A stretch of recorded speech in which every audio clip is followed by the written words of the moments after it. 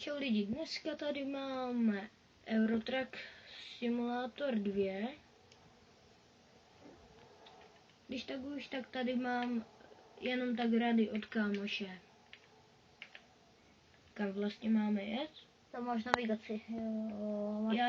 Já jedu takovou krátkou zakázku, že já nechci, aby mi to zabíralo moc místa právě.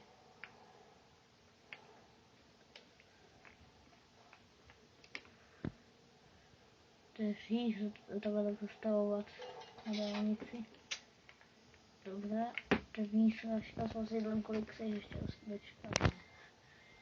No, to nevadí, no. Chybami se člověk učí. To smí být mrtvej. Počkej, jsem autě nikdo nebyl. Pardon, mě to tady trošičku blbě řídí, já si musím zvyknout.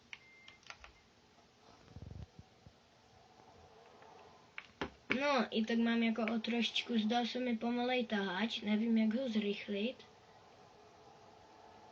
A to jedu jenom kousy lidínek.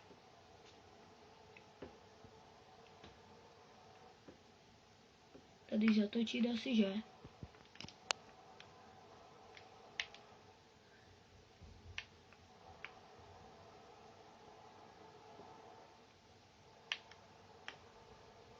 Možná ještě bude ten.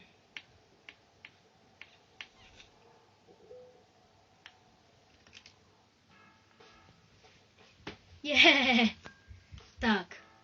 To. Já to hraju vlastně jak kdyby skoro poprvé, no.